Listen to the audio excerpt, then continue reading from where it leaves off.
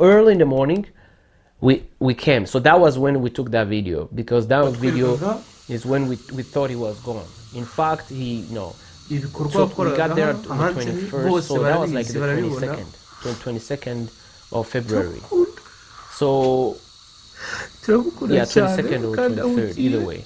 So when we cyangwa got there, he was speaking of him, you feel like he was a great father, amazing father. I think Niva, I learned something about fatherhood. It is from him. So he invited me. He want to have a man-to-man talk. It's like he was telling me that was the last time I started with him. Yeah, losing a parent, it's not easy. Losing a parent, it's very painful experience. I've heard friends, different people from cousins, and saying that it hurts, it's painful. Now I was like, what, 30 something years of age. I was still with my parents, so I was still experiencing the grace of God muri in that area.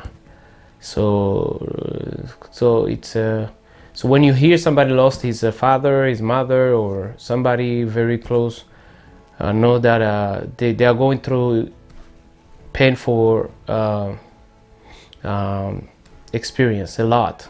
So it was a very hard situation, very hard. Ariko, God was there. We learned, and you kind of move forward, but it was very painful. From the Christian perspective, you as a Christian, a son of God, I think there is an understanding, like a notion of pain that you had.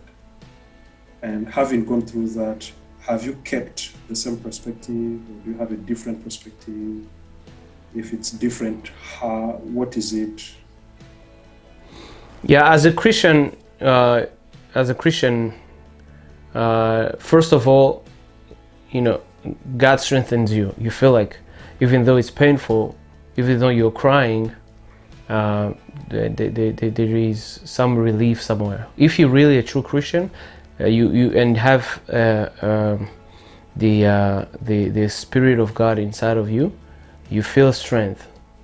You can cry, of course, and it's normal, and you have to. In fact, if you don't cry, you're not a human being, or somehow something is normal. It's not normal. But though I was crying and going through that, deep in my heart, God was kind of restoring and assuring me. That's one. Secondly, I knew where he was going, so that was even more reassuring. Knowing Yuko, my dad is not going to hell or going to no, because I knew Yuko, he had a time to repent, some time to have this communication and relation and time with God. Yagize vraiment igihe cyo kwitegura. He's I would say that's nicyo umuntu wese yakwifuza. That's what anyone can wish, to die in that particular. So knowing those, personally knowing that, one, that I'm with God, He strengthened me. Two, knowing where He's going, it gives me strength, because I know I will meet Him one day. It's a matter of time. Yeah. That's powerful. So in our discussion, I'm talking about personal discussions. You told me how you were not even supposed to go in the first place, but how circumstances played out, and you eventually had to go down there and be with him in his final moments. I think that's it's not short of a miracle, but there is the hand and sovereignty of God above the times and circumstances. I don't know if you can share with us a bit about that, how basically the whole thing came down. I know you were not supposed to go in the first place, then things changed, then you went, and later on you realized, oh, I was actually meant to be here. So can you share? Around January, around the end of January, my passport, I checked my passport, it was expired. But I had a feeling to apply for a passport, just like that. Now, that's what I say that God knew, because around the end of January, I just had a feeling to apply for a passport. Now, that's why I say it was God, because there is no way I could have applied for a passport that was expired in 2018, September 2018. So it's not like any passport that I just expired. So c'est comme plus de 2 ans. And then out of nowhere, I just decided to apply. And back then, I didn't even know he was sick, because I knew he was sick toward the 9th of February. But yet, I applied the passport on the 25th of January. So that's what tells you God knew it. So what I did is just apply. I decided just to apply. I just decided to apply, and Afghan, you know what? Let me just apply. I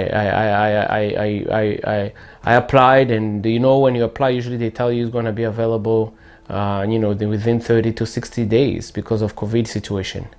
And to my surprise, I just did apply. I had to go there and then apply. After a week and a half, my passport was available. So I received my passport February the 2nd. Mm-hmm. So even before he got COVID. Wow.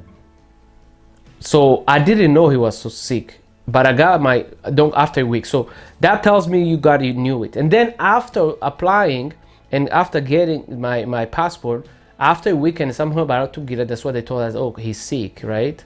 So I thought it was normal. Kuko we kept texting, chatting on WhatsApp. So he was okay. He was really okay. We would talk, not often talk, but more chatting. I would text him, he would text me. And then my mom had to go. So then I decided to go to apply. To go. But first of all, I thought like maybe he's okay. I had two voices in me. Should I not? Should I not? And then I called one of my friend. My best friend. The whole situation. I'm going to man just go. Yeah. The first thing when we spoke over the phone, he's like, man, Albert, just go. That's what nicho kintu yambwiye. Nongera kuvugana n'undi another friend of mine, but namubaza ni what's going on, ndamugana how do you see my dad, because he will go to see my dad. Akambwira ati man arakomeye, he's okay, he's eating, he's after moral. And then I'm gonna send the scenes. What do you think? Should I come? Should I not come? Based on what you see. And he's like, based on what I see, he's okay. But since wabitekereje, come, because you will never forgive yourself if you don't come, and yet you had the opportunity to come. So I came and bivugana my wife, and then I had to go. But if it wasn't because of those two friends of mine, I don't think I would have gone. Because based on what my dad was doing and how he was doing, he seems okay. Kuko, on the 12th, my mom was texting him and I was texting him, which was the same day she was supposed to board. So he stopped texting on the 13th. So that's when he kind of he got tired. Then Mitandas, and I decided to go from there. Wow. Yeah. Wow. So can you tell us now, when you got there, what happened?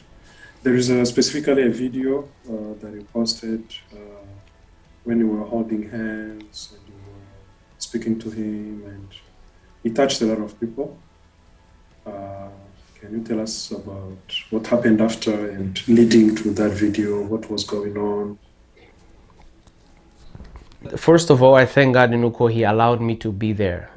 And then Tuhageze, he was very emotional. Yaratumenye. He was crying. He saw mom, he cried. He was still conscious because Kwarasengaga, he could do Musarawa, sign. He was breathing. He was looked at me. I asked him question. He will respond, not in a verbal way, but he will do some signs like this or no, or there was a communication which is not verbal, but which was a communication. So I was happy to see him I was very, very happy to see him. But after that video now you saw, which I posted, so the same night when we got there, we were very, very tired and everything. So we went to sleep, and I remember that we only back there home, there is a curfew at 8. We have to be home, so we had to go home to get ready, and everything. By the time around 5 o'clock, they call us. They're like, it's done, he's gone. So he was almost gone. Like when early in the morning, we came. So that was when we took that video, because that video is when we thought he was gone. In fact, so we got there on the 21st, so that was like the 22nd of February. So yeah, 22nd or 23rd, either way. So when we got there, he was still breathing, but finished.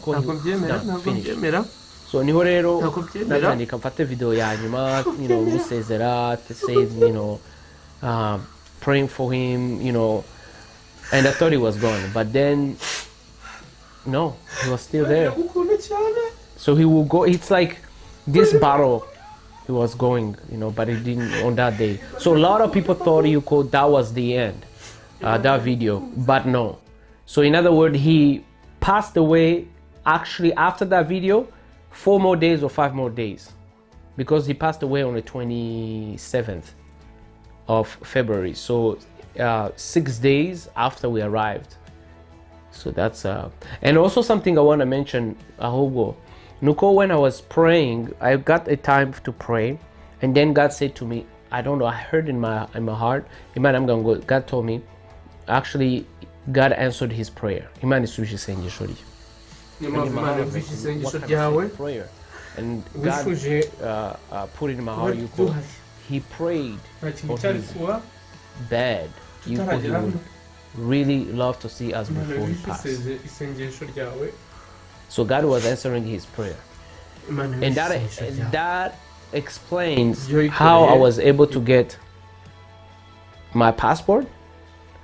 It's not like I dreamed of having a passport, or somebody calls me like, hey, get a passport, or a prophet calls me, be like, hey, something is about to happen. No, you just feel like you have to have a passport for no reason. Utabi is I got it. So that's a testimony already right there to tell you that God knew something was about to take place. And I made it there. I was with my mom, so that was answering his prayer. Yeah. Mm-hmm. Tu sais, la Bible dit que Dieu est le maître des temps et des circonstances. Donc, entendre ce témoignage, how basically everything went down, wow, it's amazing. It's really. Yeah, and another thing I want to add, I don't know if you're about to say something, keep it, hold it. Another thing I want to add, Nuko, he passed away le 27 février 2021, and sometimes when you open your first of all, somebody had to sleep there, so I was there when he passed. I was there, I saw it. It was, of course, unforgettable moment, ni experience udapfa kwibagirwa, so which I really you can't forget about it. But ikintu kintangaza, or that touched me more, the fact when sometimes you wake up in the morning, hari kwa kundu ubona memories on your Facebook, the bakwereka memories of 2 years ago, 3 years ago, 10 years ago, and I went through. So when I opened it in the morning, icyo gihe yari yamaze kugenda nyene, kwa kundu kurira, you just touching your ntuza, you opened it, and I will never forget when I opened it, man.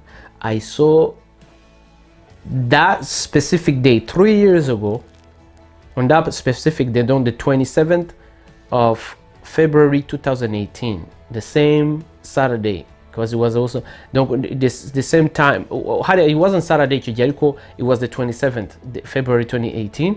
It was the time I had my last dinner or supper with him. I saw the picture. You guys were seated in some restaurant or something. Yeah, yari muri restaurant somewhere hano muri Gatineau. So he invited me. He wanna have a men-to-men talk. It's like he was telling me that was the last time I started with him, and that was also the same after 3 years, exactly the same 3 years. He departed. That's very significant. It's deep, my friend. Yeah. Yeah, that's very deep. Mm-hmm. Those are not coincidences, my friend. No. This is gonna be my final question. You were talking about him. I was privileged to see him. In fact, I was when we had our memorial service here. I was telling everyone that I was probably among all of us seated here. I was the last person who saw him. And that was before I came here. And I went to see him. We had a chat. So as we were talking about him, what can you tell us about some maybe 2-3 memories that you have of him? Like what kind of, if for instance, like your kids asked you like, how was our grandpa? Like, what kind of man was he? How would you answer that? I would say he was. Oh boy, I miss him. Speaking of him, oh my God, I really do miss him a lot. So speaking of him, you feel like he was a great father, amazing father. I think I learned something about fatherhood. It is from him. Something I have from him, and he was very wise. Yafataga decision yabanje kubitekerezaho, and before that akagisha inama. So he will have some people to get counsel, and on top of that, he was a man of God, yakundaga Imana, especially in his last days. One day he was a businessman, by the way. I know him also. One of the things I know about him, he was a businessman. So ntiyigeze akorera umuntu. He never worked for somebody. Especially, it's a long time ago when he started his business, when I heard from his past. But other than that, his life would never work for anybody. So ibyo aho turi, ibyo twanyuzemo, it's because of hard working. He was a very hard working father. So making a business, so he was known muri community as somebody who helps a lot. He was known as somebody who pray, who sing. He became a man of God. He will preach. Abo basenganaga, there was a Greece group basenganaga yitwa Fraternité, which I really thank God for them. They were there for him. For us as well. In time nyine twari tutaraza, but they were there for him. So really, I really thank them. Imana ibahe umugisha. Ariko he was also a blessing to them. So they were they were really touched because they saw nobody like him. So I really remember him muri izo sense. So umukozi w'Imana, umupapa, ukunda abantu, akunda surtout gufasha. So when we grew up when we grew up mu rugo, hariho abantu benshi twagiye turera, when twe turi abana, but there is like 6 or 4 people living in my home, and from my mom's side, by the way, from family and mom's side, ariko they live there, like for not even 1 month, no, like 6 years or 4 years, and I never saw him complain the one time. So you can see, it's not everybody who can accept that kind of life. they're not your own family related blood, you know, but you will live there. And I'm talking here in terms of living together, and at the same time, it's not even when one, no. Like literally, sometimes we were living like 3 or 4 people who are not part of a direct family, but they were treated as the sons and daughters and grandmoms somehow from different people. When I mean from different family, so you could see he was a man who really helped people and pay for their school fees, paying for hospitality, such as hospitals or anything. He was a man of God. I was talking with a friend some time ago, and we were talking about this generation before us, how they are people of integrity, naturally, like by norm in the society, people of integrity, inyangamugayo, people who are correct, people who are truthful, people who are, so that's a big legacy that they've given us to really carry on and pass on to the next generation. Yeah, it's big shoes to fill, honestly. Yeah, another thing I can add in Uko, he's of course we gotta live out his legacy and follow his steps, so other can benefit from it, so we can, you just say yasize bikaba, we can keep living on. A person can go, but his legacy needs to live on, especially if he was a man of great value like that. So I one thing I have learned in this whole thing, number one, we don't know our days. He was he was only 64. So, but his last days, or I would say last years, yashatse kuzikoramo Imana to the point he went to do his own muri agriculture. So ajya muri bya agriculture, ariko most are retiring, and he gave himself really to God. So he was not bound too much with the business society too much, ariko yatangiye gukorera Imana. Ariko icyo nshaka gusingiraho ni just basically what we can learn when we talk about the life itself, it's meaningless. When I saw him laying there, it's like we've got, man, this body we have, it's nothing. It's literally nothing. So, he was okay after Mazu. He was okay in terms of financially. He was okay in terms of houses, as I mentioned. He was okay. But when unagiye urareba ajyanye iki, in terms of ajyanye iki, there is nothing. Same thing with us. When we go, you can make millions, you can make houses, but you live there. You leave them there. Ntago niyo abimushyiramo muri coffre in his coffin, still he will not take it with him. So I really learned this life, it's just like temporarily. We have to see this way and live for God and work for God and love God and basically serve God, because that's the thing. Ikindi cya kabiri cya nyuma, I think, to trust God. We have to trust God and allow him, because muri ibyo situation zose I didn't know, because twarasenze bati Mana mukize, it didn't work out kuko twabishifuzaga, but God told me this, and I have to come back to it, by the way.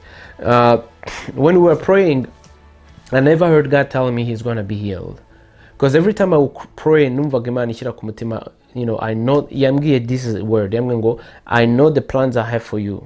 Jeremiah, it is 29 11. Yeah, I know the plans I have for you, the plans to prosper you, not to harm you, to give you a future. That is the only word in Umvag. And when I will pray, when I will fast, when I will say, God, are you going to heal him? That word keeps coming back. When I opened my Bible, that is the word I kept receiving. Until to no gusenga, sometimes you get my own desires. Ariko the deepest, the voice deep down ikambwira I know the plans I have for you. So ntiyigeze mbwira ngo he shall go, kandi ntiyigeze mbwira ngo he shall be recovered. That is the only word he kept telling me, and I accepted it. So I really have to learn muri iyo sense to trust God no matter what happens, no matter if it goes in your way or not in your way you want it. Keep on believing and trust God. That's the thing kuko reka mubwire. So njye naje kumenya Imana at 12 years old, ndayisenga neno mu kuyisenga ndiriza nsengera family ngo bamenye Imana so that they can serve God, they can so which God told me they will. So I was fasting, praying enough, and suddenly, yes, from that moment God told me muri 12 years yuko wazamenye Imana.